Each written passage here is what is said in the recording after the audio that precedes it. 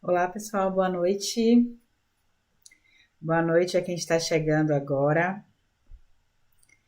Como estão vocês?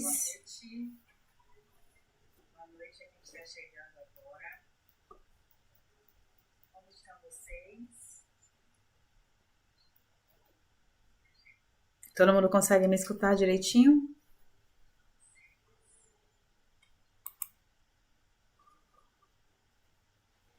Então, vamos dar início aí à nossa live de hoje sobre tópicos em farmacologia.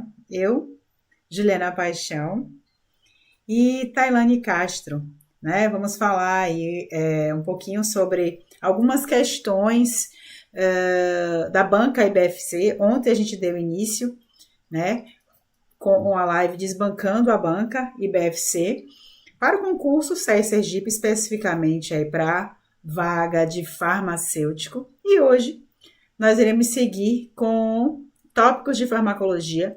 Trouxemos algumas questões para facilitar a vida de vocês no dia da prova, né? Dia 1º. Eu espero que a gente consiga ajudar vocês a almejar, alcançar aí a tão sonhada vaga no concurso público, beleza? Então vamos dar início à nossa live de hoje. E se vocês tiverem alguma dúvida, podem participar conversando aí com a gente no chat ao vivo, ok? Então, vamos lá? Nós trouxemos aqui algumas questões de farmacologia da banca IBFC, tá? A primeira questão já está aparecendo aqui infelizmente, a alternativa correta. Não sei por qual motivo. Já aparece, a gente já clica e já aparece a alternativa correta. Então, não vou nem conseguir dizer qual é a alternativa correta, porque já apareceu de início. Vocês já vão acabar sabendo qual é a alternativa. Mas vamos lá, né? Vamos dar continuidade, mesmo aparecendo a alternativa correta, porque o que que vocês precisam, na verdade, é aprender o porquê dessa alternativa correta e não saberem qual é a correta, porque não adianta nada, né? Vai que a questão aparece muito parecida lá na prova e, infelizmente, vocês não sabem exatamente, né, qual a alternativa correta. Então, vamos lá, tá? Então, essa é a questão aí de farmacologia da IBFC. Então, vamos lá. Acerca dos anti-inflamatórios não esteroidais, assinale a alternativa incorreta. Já temos dizendo aqui que é a alternativa C. Mas vamos lá entender o motivo de ser essa alternativa C, tá? Letra A. Fala que o paracetamol ele não altera o tempo de sangramento. O paracetamol ele não altera o tempo de sangramento. Então, alternativa correta, tá? O paracetamol ele não altera o tempo de sangramento, certo? Ele tem ação predominantemente analgésica e antipirética, com fraco, quase nenhum aí, ação anti-inflamatória. Ele não inibe a COX periférica de forma significativa. Por conta disso, ele não vai interferir na agregação plaquetária e nem no tempo de sangramento. Então, por isso, essa alternativa está correta. O paracetamol ele não altera o tempo de sangramento. Alternativa B. Os salicilatos têm efeito antiagregante plaquetário. Os salicilatos, assim, a exemplo do ácido acetil salicílico, a aspirina, ele inibe irreversivelmente a COX-1. Dessa forma, vai inibir a produção de tromboxano A2, que é pró-agregante. O que é que vai acontecer com essa inibição? Essa inibição ela é irreversível, tá, nas plaquetas, e não consegue sintetizar mais a COX, levando a esse efeito antiagregante plaquetário. Portanto, essa alternativa B ela também está correta, tá? Então, os salicilatos, eles têm efeito antiagregante plaquetário. Já a alternativa C, que vocês já sabem aí que é a alternativa incorreta, o celecoxib é o inibidor da COX-1, não provocando toxicidade ao trato gastrointestinal. Então, gente, vamos lá. Por que essa alternativa está incorreta? Porque o celecoxib, ela é um inibidor seletivo da COX-2 e não da COX-1.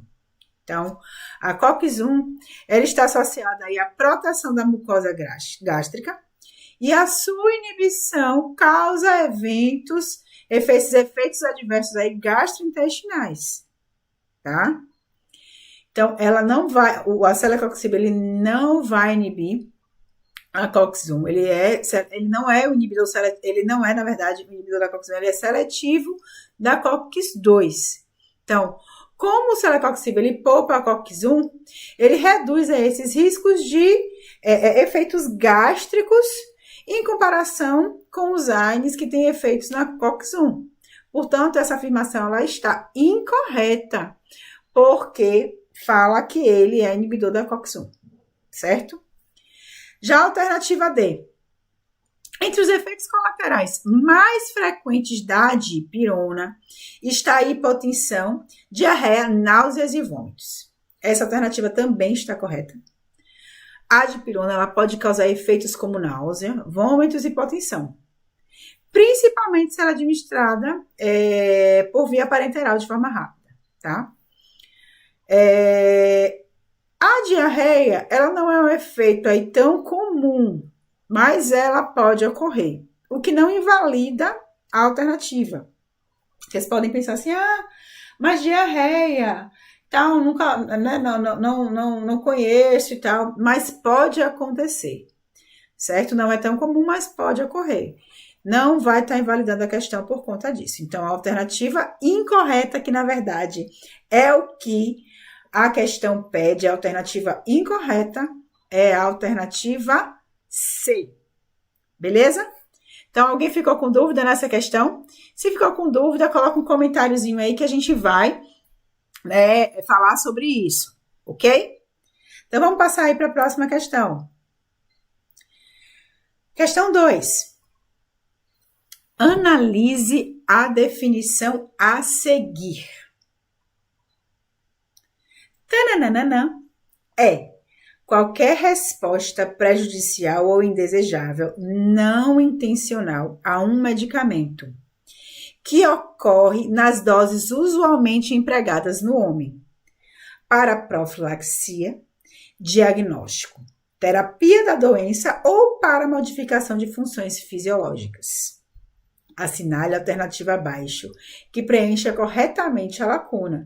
Então, nessa questão, ele está pedindo que realmente assinale a alternativa correta, que preencha essa lacuna, né? Ele quer saber qual é, o que é, né? Qualquer resposta prejudicial, indesejável, não intencional, tá? Um medicamento que ocorre nas doses usualmente empregadas no homem. É reação diversa à medicação, é erro de medicação, farmacovigilância ou ensaio clínico, questão aí da IBFC que você não pode errar. Não pode errar essas questões conceituais. Então, vamos lá. Alternativa A, reação adversa. Essa alternativa está correta, porque essa é a definição clássica de reação adversa a medicamento. Eu não gosto muito do termo reação adversa à medicação, acho horrível. Reação adversa a medicamento. Então, conforme estabelecido aí pela OMS, ela ocorre nas doses terapêuticas usuais, diferentemente aí de intoxicação ou erros de medicação. Então, reação adversa a medicamento. A letra B, erro de medicação, não. Porque o erro de medicação é o uso inadequado do medicamento, tá? Pelo ser humano, e não uma reação ao seu uso correto. Já a farmacovigilância. A farmacovigilância, a gente vai ser o sistema de monitoramento das reações adversas e outros problemas relacionados a medicamentos. Então, não tem nada a ver aí com o preenchimento aí dessa alternativa. Ensaio clínico. O ensaio clínico, ele é o processo de pesquisa em humanos para testar a segurança e a eficácia de medicamentos. Então, a alternativa correta aí pra gente é a alternativa A. Questão fácil, uma questão que não pode ser, que você não pode perder se cair na sua prova, tá? Para farmacêutico, você não pode perder essa questão, porque ela é uma questão que a gente pode defini-la aí como sendo uma questão fácil, tá?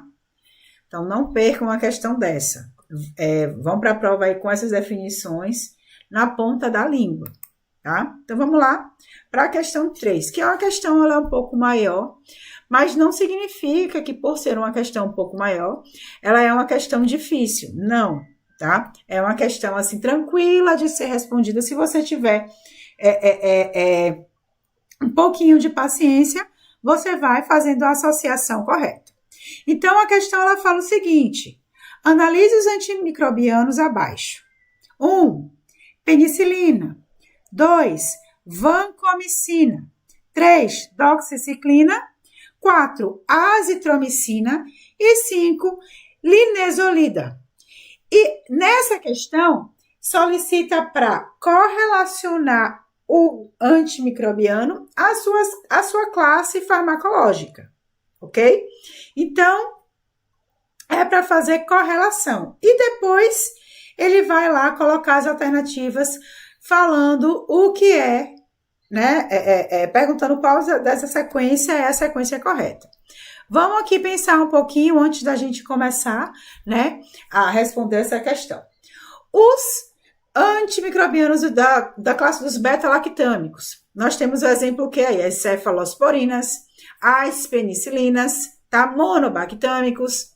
E qual é o mecanismo de ação deles? Para lembrar aí, né? Vamos lembrar um pouquinho. Inibe a síntese da parede celular bacteriana, ligando-se às proteínas ligadoras de penicilinas, ou PBPs, tá? E possuem ali aquele anel beta-lactâmico, que é essencial para atividade, certo? Que vai ser diferente na penicilina e na cefalosporina. O anel beta-lactâmico, ele vai ter um número diferente de carbonos, tá? Das cefalosporinas e das penicilinas. Já as tetraciclinas, nós temos como exemplo de tetraciclinas aí a tetraciclina, a aminociclina, a doxiciclina, tá? E qual é o mecanismo de ação das tetraciclinas? Inibe a síntese proteica bacteriana ligando-se à subunidade 30S do ribossomo. Atuam em gram-positivas, gram-negativas, tá? Clamídia e outros, certo? Já a oxazolidinonas, nós temos como exemplo a linezolida. Ela atua aí na síntese proteica bacteriana, especificamente na subunidade 50S. Vai ser muito utilizada em gram-positivas resistentes, tá? Muitas vezes reservadas aí para infecções graves por bactérias multiresistentes. E os macrolídeos? Os macrolídeos nós temos como exemplo eritromicina, claritromicina, azitromicina, tá? E inibe a síntese proteica ligando-se à subunidade 50S do ribossomo. Utilizado em infecções respiratórias, como exemplo, tá? São uma boa alternativa aí para pacientes que têm alérgicos à penicilina, por exemplo, tá? E os glicopeptídeos? Os glicopeptídeos, gente, nós temos como exemplo a vancomicina, que tem como mecanismo de ação aí a inibição da síntese da parede celular, mas em local diferente dos beta-lactâmicos, ligando-se diretamente aí a percussores da parede, usadas aí em gram-positivos também resistentes, muito utilizado aí em hospitais, né, infecções sistêmicas. Então, a partir do que a gente falou agora, o que é que a gente pode fazer essa associação, né? Nós fazemos associação que penicilina, a gente vai ter aí, é um beta-lactâmico, então é o número 1. A vancomicina, ela vai ser um glicopeptídeo, tá? A doxiciclina, ela é uma tetraciclina. A azitromicina, ela é um macrolídeo. E a linezolida é um oxazolidinona, tá?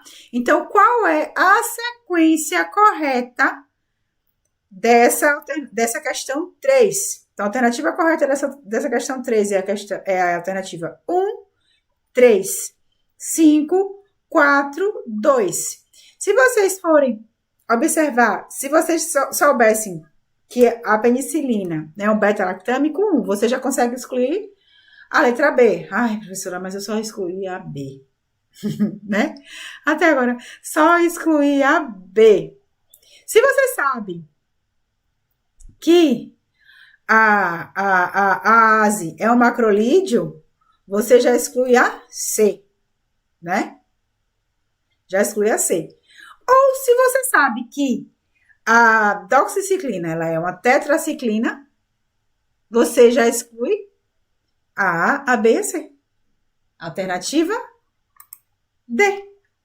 Então, mesmo se você não soubesse todas as associações, você consegue ir por exclusão, beleza? Então, lembrem disso na hora da prova. Não sei tudo, faço por exclusão, beleza? Então, vamos lá, continuando. Nós temos aí quarta questão. Quarta questão que a gente vai estar falando aí sobre efeitos de primeira passagem, que é algo muito importante que vocês precisam saber aí da parte de farmacocinética.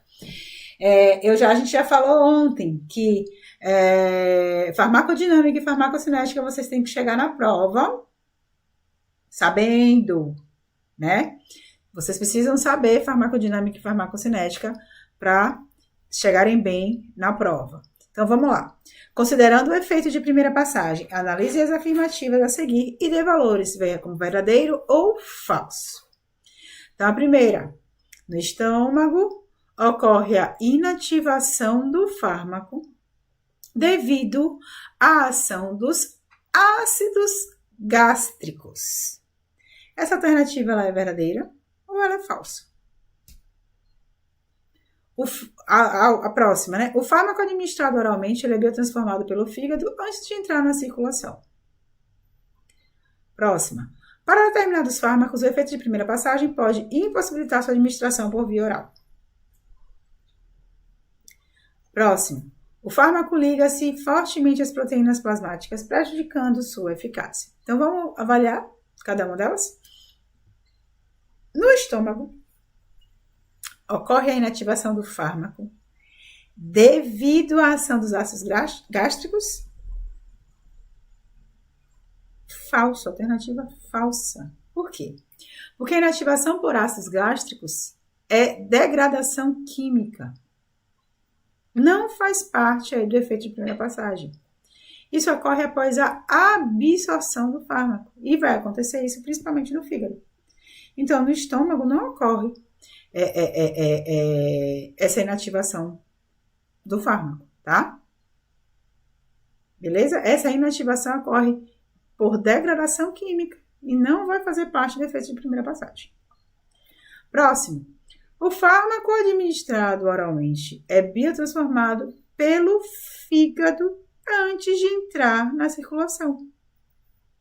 Verdadeiro. Isso é a definição aí clássica de efeito de primeira passagem hepática, tá? Ele vai ser biotransformado antes de entrar na circulação, tá? Para determinados fármacos, o efeito de primeira passagem pode impossibilitar a sua administração por via oral? Sim, por isso que existem fármacos que não podem ser utilizados por via oral, tá? Então, por exemplo, fármacos de uso sublingual, por exemplo. Tem outros fármacos também que não podem ser administrados por via oral. Então, esses fármacos sofrem metabolização intensa e aí são dados por outros tipos de vias, como, por exemplo, a via sublingual. Portanto, existem fármacos aí que o efeito de primeira passagem vai impossibilitar sua administração. Verdadeiro. Próxima. O fármaco liga-se fortemente a proteínas plasmáticas, prejudicando sua eficácia. Não, gente, nada a ver. A ligação a proteínas plasmáticas ela não tem relação direta com o efeito de primeira passagem, tá? e não necessariamente prejudica a eficácia. Ele apenas vai reduzir a fração livre desse fármaco de forma temporária, tá? E não tem relação aí com o efeito de primeira passagem. Portanto, assinale a alternativa que apresenta a sequência correta de cima para baixo. Nós temos a sequência falso, verdadeiro, verdadeiro, falso. Portanto, a letra C é a alternativa correta para essa questão, tá? Então, vamos só lembrar rapidamente, bem rápido, aí sobre o efeito de primeira passagem. O fármaco administrado por via oral, ele é metabolizado no fígado e, às vezes, no intestino, antes de atingir a circulação sistêmica, certo? Isso vai reduzir o que? A sua biodisponibilidade. Então, menos fármaco, ele alcança a corrente sanguínea, certo? E a parte aí que fala né, do fígado e tal, biotransformação, né? Algo importante que vocês precisam chegar na prova sabendo sobre isso. Então, a biotransformação ele é o processo pelo qual o organismo ele transforma substâncias lipofílicas, que são geralmente ativas, em substâncias mais hidrofílicas, tá? Mais solúveis, hidrossolúveis, tá? Geralmente inativas, facilitando a excreção dessas substâncias. E onde isso ocorre? Ocorre no fígado, principalmente pela CYP450. Mas também pode acontecer em outros locais, no pulmão, no intestino. Se tiver escrito exclusivamente, não. Não. Na verdade, na maioria das questões que tiverem escrito exclusivamente, unicamente, vocês já sabem, né? Não é bem assim. Então, principalmente aí no fígado, mas também em outros órgãos. E existem algumas fases que são importantes. A fase 1 e a fase 2. Tá? Dessa biotransformação. A fase 1 acontece normalmente reações de oxidação, redução, hidrólise, tá? E o que torna o fármaco mais polar. E na fase 2 vai tornar mais polar ainda para ele ser eliminado, tá? Vai ter aí a conjugação, formando substâncias como ácido, com substâncias como ácido glicurônico, por exemplo, para facilitar aí essa eliminação desse fármaco. Só que lembrem-se também que alguns fármacos eles precisam de biotransformação para que eles fiquem ativos. Lembra aí dos profármacos? É um conceito também que vocês precisam levar para a prova, beleza? Profármaco. São fármacos que eles precisam de metabolização aí para que eles sejam ativos, beleza, pessoal? Então vamos lá, continuando aí com a nossa próxima questão. Questão 5. Acerca dos antimicrobianos, analise as afirmativas a seguir. A azitromicina pertence às classes dos macrolídeos. Lembre do que a gente já tinha falado na anterior, né? Na questão anterior. A vancomicina pertence à classe das quinolonas. A doxiciclina pertence à classe das polimixinas. A gentamicina pertence à classe dos aminoglicosídeos? Então, nessa questão pergunta quais as alternativas estão corretas, né? De acordo com essas afirmações, tá? Então, a gente falou que sim, a azitromicina pertence à classe dos macrolídeos, como a eritromicina, como a claritromicina. A gente falou isso anteriormente. E a vanco? A vanco pertence à classe das quinolonas? Não. Quem pertence à classe das quinolonas? Perdão. Qual é a classe da vancomicina? A vancomicina é o glicopeptídeo. E quem faz parte das quinolonas? A gente tem aí ciprofloxacino, levofloxacino, norfloxacino, tá? E a doxiciclina? Pertence à classe das polimixinas? Não, a gente falou lá na frente que a doxiciclina é uma tetraciclina, atuando aí na subunidade 30S, né? Lembram? E não faz parte, né? A doxiciclina é tetraciclina. E a gentamicina é um aminoglicosídeo? Sim, a gentamicina é um aminoglicosídeo, assim como a amicacina, a tobramicina, tá? Então, gente, se vocês notarem, nós temos aqui quais alternativas corretas? Alternativa 1 e alternativa 4. Apenas as alternativas 1 e 4, que a gente já tinha respondido antes. Então, temos aí correta alternativa C. O que é que eu posso falar para vocês? Que nós trouxemos hoje questões de antimicrobianos, né? AINES, parte de farmacocinética, questões aí conceituais. Isso não foi à toa. A gente não trouxe questões assim à toa. Por quê? Porque essas questões, elas podem cair para vocês aí na prova de vocês, tá? Por conta disso que a gente trouxe questões que vai facilitar a vida de vocês na prova. E são assuntos que, como a gente falou ontem, são importantes para que vocês estudem, né? Para a prova do dia 1º. Vamos dar continuidade aí a essas questões agora com a professora Tailane Castro.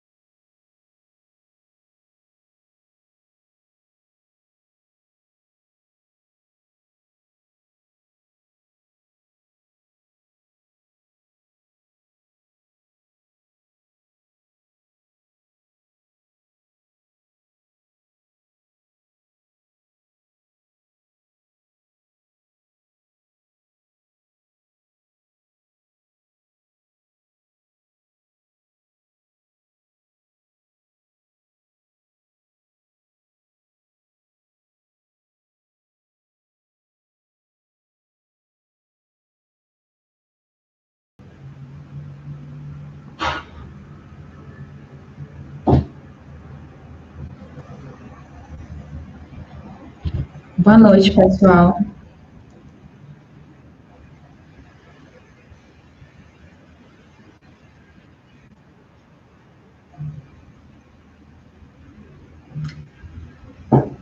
Vocês estão conseguindo me ouvir?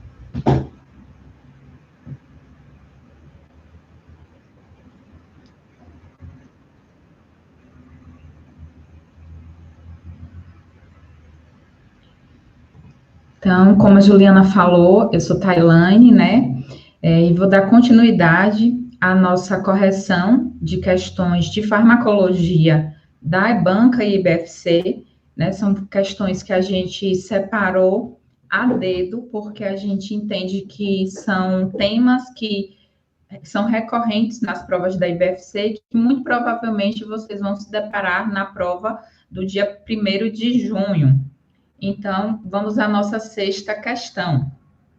No que se refere ao mecanismo de ação dos medicamentos, assinale a alternativa incorreta, tá? Aqui, a questão está cobrando de vocês a alternativa incorreta. Então, lembrando que sempre que vocês tiverem alternativas dessa forma, sugiro que vocês sublinhem, marquem com a caneta para frisar que ela está pedindo a alternativa incorreta. Então, vamos lá.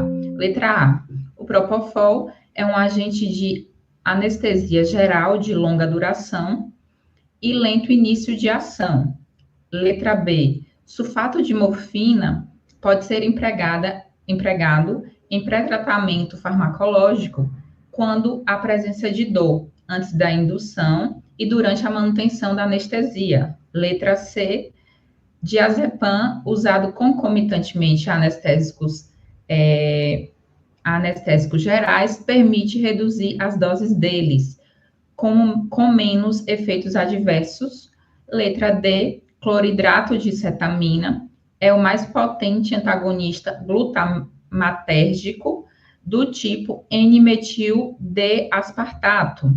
O tiopental, letra E, o tiopental sódico, é um barbitúrico de ação ultra curta com grande capacidade hipnótica. Então, pessoal, qual a alternativa que vocês acham que está correta? Coloca aí no chat para mim, por favor. Quem sabe responder?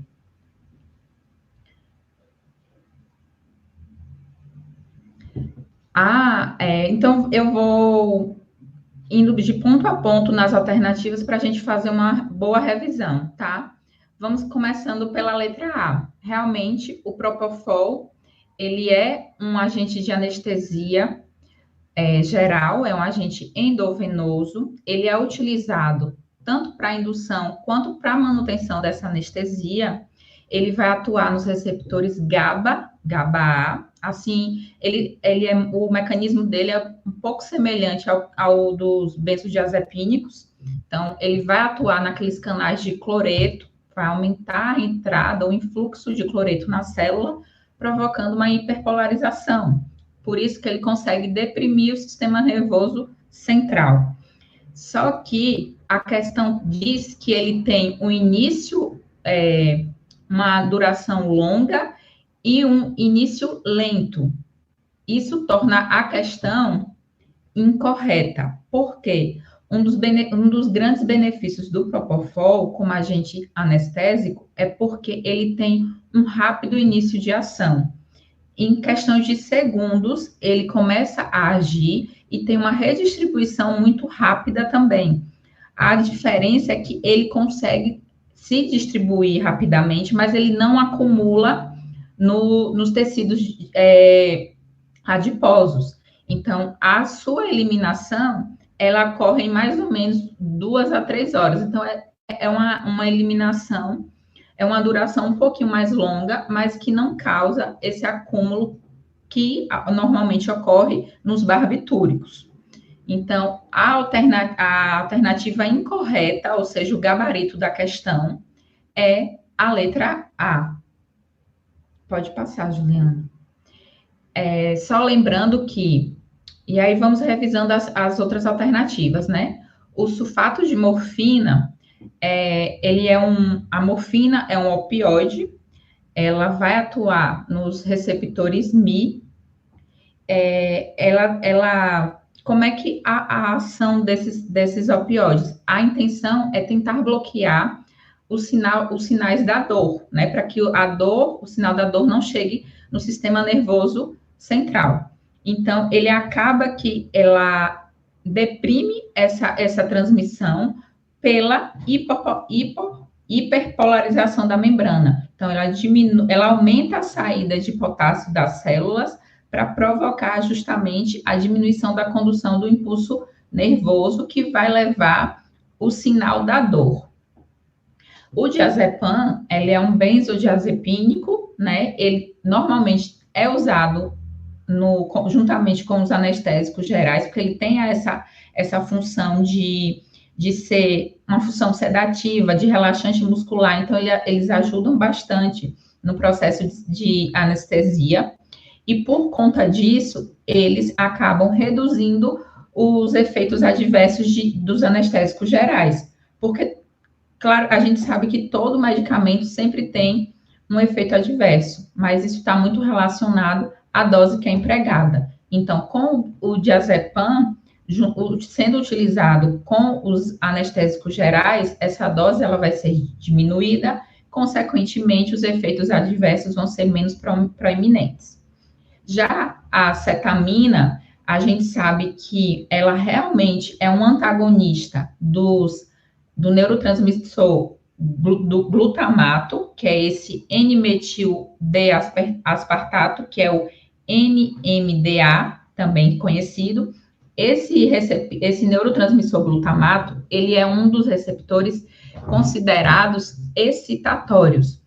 Por isso que a cetamina, ela antagoniza esse neurotransmissor, porque com esse antagonismo, ele consegue deprimir o sistema nervoso central, tá? Então, a alternativa D também está correta. E o tiopental sódico, ele é um barbitúrico de ação ultra curta, mas assim como os outros barbitúricos, o problema deles é que eles se acumulam nas células de gordura e aí tem aquele efeito rebote muito grande. Então, os efeitos colaterais, eles são proeminentes, porque ele fica muito tempo no organismo para que ele seja eliminado. Então, embora o tiopental tenha uma ação rápida, né, o efeito dele seja rápido, a sua liberação é curta, assim como os demais barbitúricos. Então, a letra E também está correta. Pode passar, Juliana.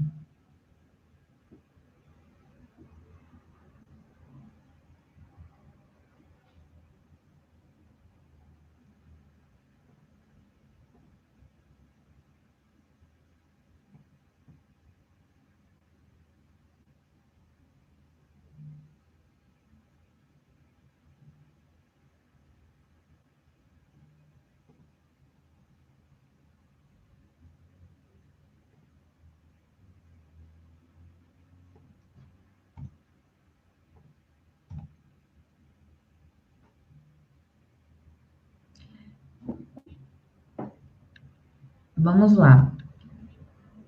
Assinale a alternativa. Perdão. Tendo por base os diuréticos, analise as alternativas abaixo e assinale a alternativa incorreta. Mais uma vez, a questão está pedindo a alternativa incorreta.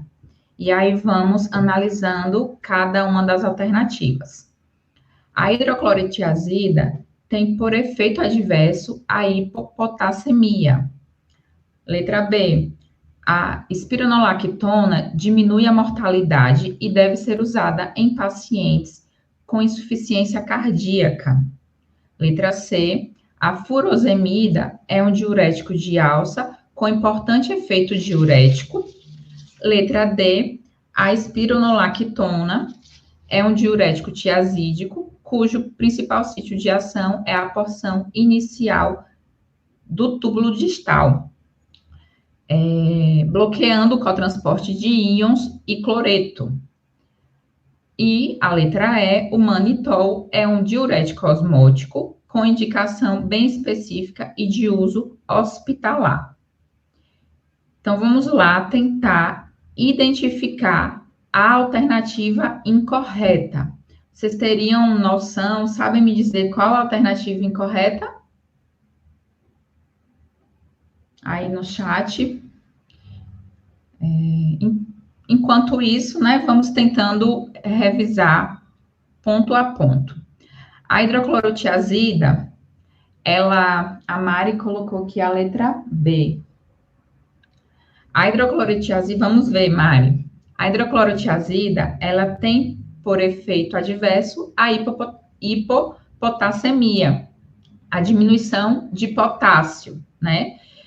Quase todos os diuréticos têm esse efeito adverso, à exceção dos poupadores de potássio, como a espironolactona. Então, os diuréticos de alça, como a furosemida, os tiazídicos, como a hidroclorotiazida, um dos principais efeitos colaterais da utilização desses medicamentos é a diminuição do potássio no sangue, né? A hipocalemia também é um outro termo que pode ser usado. Então, a letra A está correta, tá? Letra B, a espironolactona, ela diminui a mortalidade e deve ser usada em pacientes com insuficiência cardíaca. É verdade.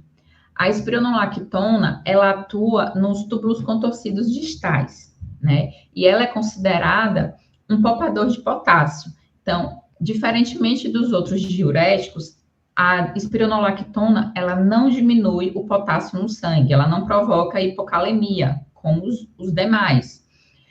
Em contrapartida, quando você tem um paciente que tem insuficiência cardíaca, que utiliza a espironolactona, existem alguns estudos que demonstraram que esse medicamento ele consegue diminuir a mortalidade desse paciente, porque com a diminuição da retenção hídrica, né, pela ação nesses túbulos distais, e também porque ela diminui o remodelamento cardíaco.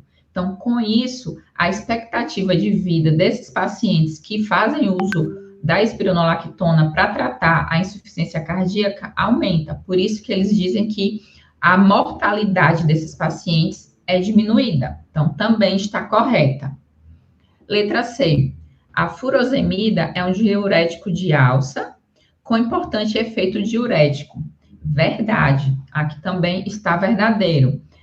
Os diuréticos de alça, como a furosemida, a clortaridona, eles têm a classe de diuréticos que tem o maior poder diurético, né, comparado com os outros, comparado com o tiazídico, com a espironolactona. Então, realmente, a letra C está correta. A letra D, a espironolactona é um diurético tiazídico, cujo principal sítio de ação é a porção inicial do túbulo distal, bloqueando o cotransporte de potássio, ou de sódio, e cloreto.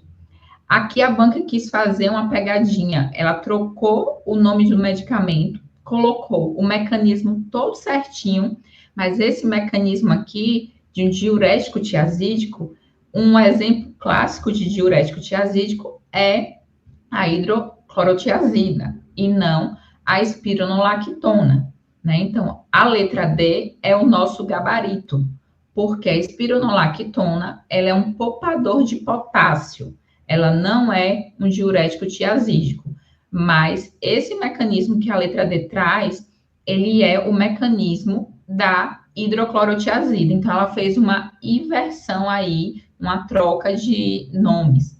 Normalmente é assim que as bancas trabalham. Você tem que saber o mecanismo de ação, mas você também tem que saber, para cada classe de medicamentos, os exemplos. Qual o exemplo de um diurético tiazídico? Hidroclorotiazida. Qual um exemplo de um diurético de alça? Furosemida. Qual o exemplo de um diurético poupador de potássio? A espironolactona, que vai antagonizar os receptores de aldosterona. E o manitol também está correto, ele é um diurético osmótico, ele é mais utilizado, ele é utilizado em hospital porque o seu poder de diurese é muito grande, então as indicações desse diurético é muito controlada, não é para qualquer tipo de patologia que ele é utilizado, ele é usado mais para casos de insuficiência renal aguda, então todo o seu uso é mais controlado, por isso que ele normalmente é administrado em hospital. Então, mais uma vez, nosso gabarito é a letra D.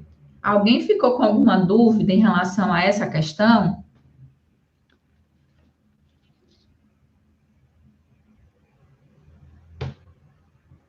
Então, eu vou passar aqui. Tá tendo um delayzinho aqui para mim. Vocês podem estar falando e eu só vou ver depois. Pode passar, Ju.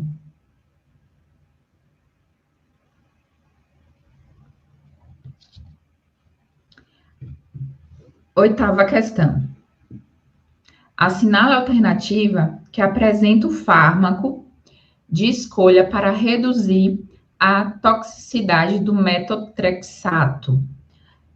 Aqui é uma questão que eu quis alertar vocês, que talvez a gente, não lembro se a gente comentou isso ontem, mas esses medicamentos, né, para tratar câncer, né, para o tratamento de câncer, também está sendo explorado pela IBFC. Então, de repente, é interessante, quem não estudou essa classe de medicamentos, também dar uma olhadinha, tá certo? Então, vamos lá. O metotrexato, ele vai inibir, ele é considerado um antifolato. Né? Então, ele vai inibir a dihidrofolato redutase, que é uma enzima que participa da produção, né, da síntese de DNA, RNA e proteína. E esse metotrexato, por inibir essa síntese, né, de DNA, consequentemente, você vai ter um controle na duplicação, na divisão celular, que é o intuito. Porque o que é o câncer? É a proliferação exagerada de células, né, que não são funcionais, que são células anormais, que são consideradas células tumorais. E uma das formas que o medicamento, né, o metotrexato, tem de inibir essa proliferação exagerada de células tumorais é justamente inibindo essa enzima. E é nesse mecanismo de ação que ele vai atuar, tá? E a gente sabe que ao diminuir, né, essa proliferação, essa síntese celular, consequentemente vai haver efeitos tóxicos para células que são normais. E aí um dos efeitos clássicos é a mielossupressão. Então, a pessoa normalmente tem deficiência na produção de leucócitos, de hemácias, de células sanguíneas, que seriam células normais. E aí vai acontecer a mielossupressão. Então, um dos medicamentos que pode ser utilizado para tentar diminuir essa toxicidade do metotrexato está aqui nessas alternativas, que seria a alternativa D. Eu quis ir logo direto para o gabarito, porque eu acho que aqui nas alternativas não tem tanto mistério, mas eu vou repassar todas elas. Mas o gabarito da nossa questão é a letra D, porque o folinato de cálcio ou o folato, né? Ele é um folato ativo. Então, o folato, ele é uma substância que participa da síntese celular. Então, ao utilizar esse folato, as pessoas que estão utilizando o metotrexato, elas conseguem ter uma melhora na síntese celular de células normais, células sadias, né? E isso não vai interferir na eficácia do metotrexato. Então, por isso que o ácido folínico ou folinato de cálcio, ele é utilizado como um adjuvante no tratamento de pacientes que fazem uso de metotrexato, né? E aí esse metotrexato também acho que é válido lembrar que ele é utilizado em casos de leucemia, em casos de câncer de mama, câncer de pulmão, então isso vai depender muito da condição clínica do paciente.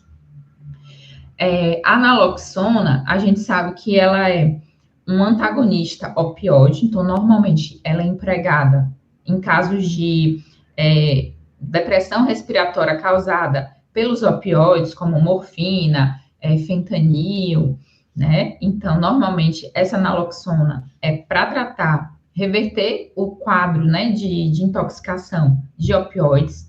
O flumazenil, ele é um antagonista benzodiazepínico, então ele vai atuar também ali nos canais do GABA, GABA-A. Nesse caso, ele é utilizado quando, por exemplo, está tendo uma intoxicação com midazolam. Flumazenil pode ser utilizado. O nitrito de sódio, ele é utilizado em casos de intoxicação por cianeto, né? Não é uma substância tão empregada assim, porque a gente não vê muitos casos de intoxicação por cianeto.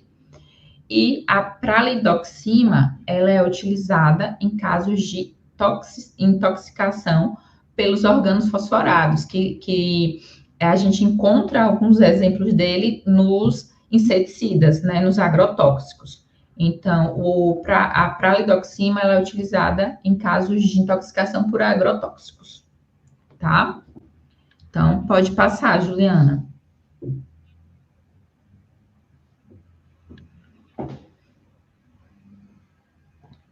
Próxima questão. Tantantan pertence à classe dos inibidores da recaptação de serotonina e norepinefrina, aprovada para o tratamento de depressão, bem como dor neuropática e outras síndromes dolorosas. Assinala a alternativa que preenche corretamente a lacuna. Então, Os antidepressivos é uma classe de medicamentos que normalmente é bastante cobrada nas provas para farmacêutico. Então, eu sugiro que quem não estudou também esse conteúdo, dê uma olhadinha.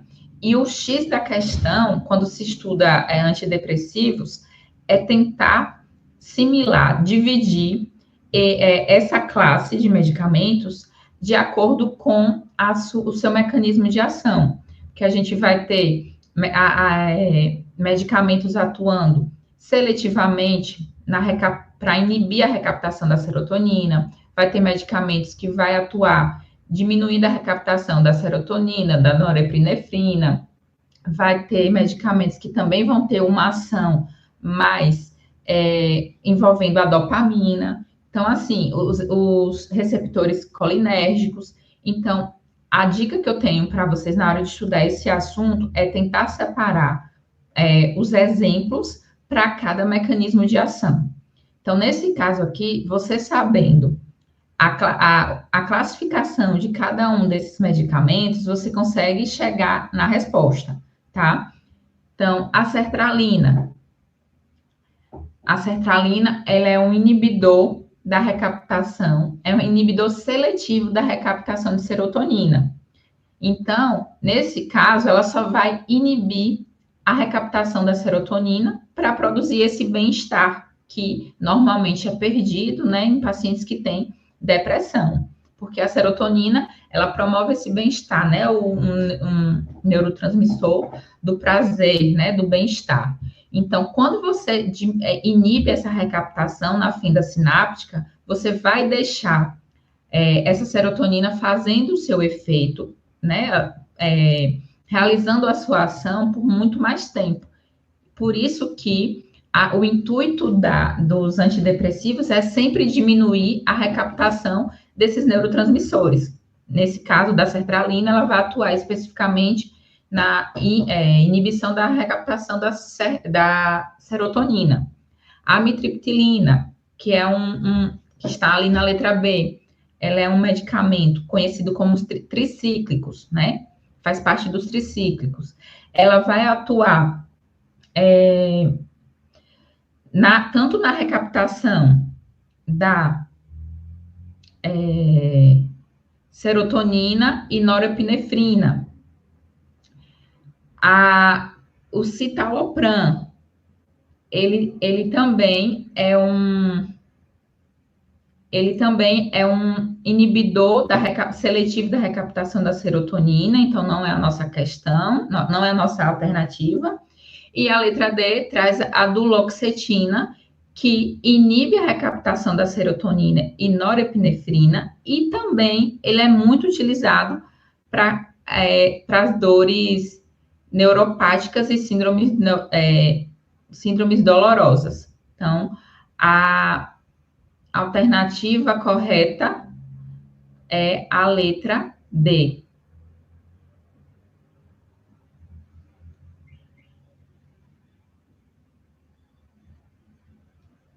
Alguém ficou com alguma dúvida, gente, nessa questão? Posso passar para a próxima?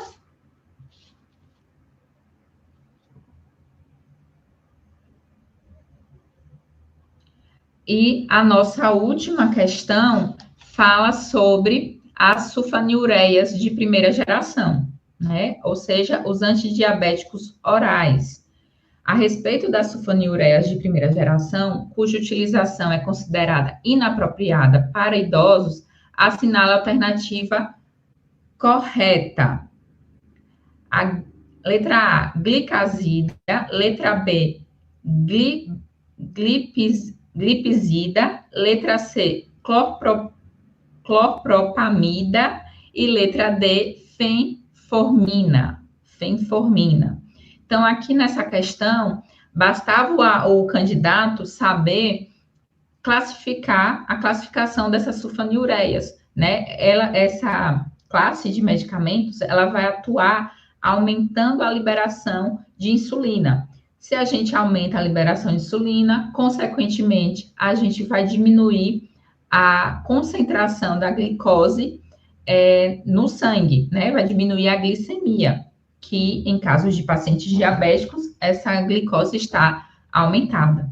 Então, aqui bastava vocês saberem a classificação dessas sulfanilureias. Existem duas classificações, a de primeira geração, a de segunda geração, que são as mais conhecidas.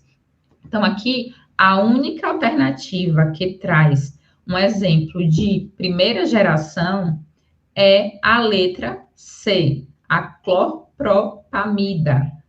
Ela é uma sulfanilureia de primeira geração. E por que que ela é inapropriada para idosos? Porque esse grupo, né, de medicamentos da primeira geração, eles causam uma hipoglicemia muito severa, muito grave. Então, às vezes, tem pacientes que ficam com hipoglicemia durante dias. E aí, no caso de um idoso, isso pode levar a quedas, né, a mal-estar. E a gente sabe que para um idoso, queda é mais complicado, né, do que uma pessoa que tem uma idade mais, que é uma pessoa mais jovem. Então, por isso que a alternativa também frisa essa característica, né, que as sulfanilureias de primeira geração, normalmente elas são contraindicadas para os pacientes idosos, por conta dessa hipoglicemia. Já a glicazida, a glipizida, elas são exemplos de sulfanilureias, mas de segunda geração. Então, essa hipoglicemia, ela não é tão grave, não é tão acentuada. Ocorre, mas ela não é tão acentuada quando se compara com as sulfanilureias de primeira geração. Já a fenformina, ela é o nome comercial da metformina, né? Quando eu vi esse nome, eu disse, meu Deus, que medicamento é esse? Porque, de repente, eu conheço mais os medicamentos pelo nome genérico do que os nomes de marca, né? Os nomes de referência e tudo mais. E aí, quando eu fui pesquisar, eu vi que a fenformina é o nome comercial da metformina. E a metformina, ela não é uma sulfanilureia, ela é uma biguanida. Inclusive, é um fármaco que é uma das primeiras opções de tratamento para pacientes diabéticos. Essas biguanidas, diferentemente da sulfanilureia, ela não vai aumentar a liberação da insulina, ela vai aumentar a sensibilidade à insulina. Então, a ação da insulina que é liberada, ela tem as células estão mais sensíveis a essa insulina. Consequentemente, a glicose vai sendo captada, né, para dentro das células. Então, aí está uma das diferenças no mecanismo de ação entre as biguanidas e as sulfanilureias, tá? Por hoje, acho que só é essa, né, Ju?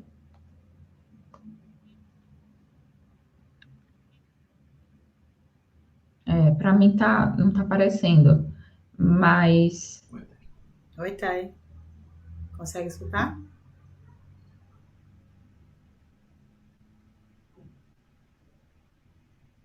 Não? Eu quero agradecer, pessoal. Acho que já deve ter aparecido para vocês, está tendo um delay para mim, mas eu quero agradecer a participação de todos, né?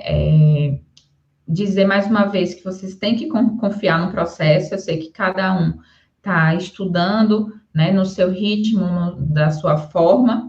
Confie no processo, no seu processo de estudo e vá para a prova sabendo que você está preparado, que você fez o seu melhor, né? Se Juliana tiver mais alguma coisa para falar, esse é o momento.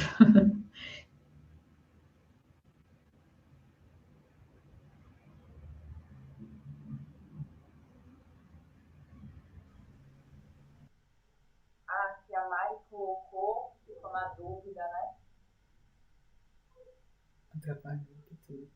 A Juliana já respondeu, é isso mesmo, Mari.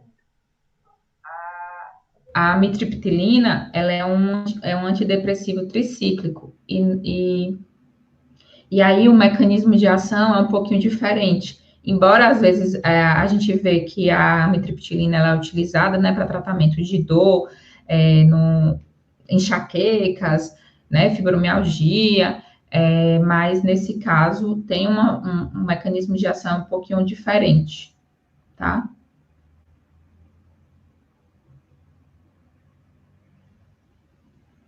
Então é isso, gente. Eu quero agradecer a participação de todos e até amanhã. Amanhã a gente vai ter a live, né? Nosso encontro para falar um pouquinho sobre a parte de análises clínicas. Então vai ser bem legal, porque a gente vai tratar isso de forma ampla, né? Tentar pegar os mais variados assuntos das análises clínicas para a gente conseguir revisar, tá?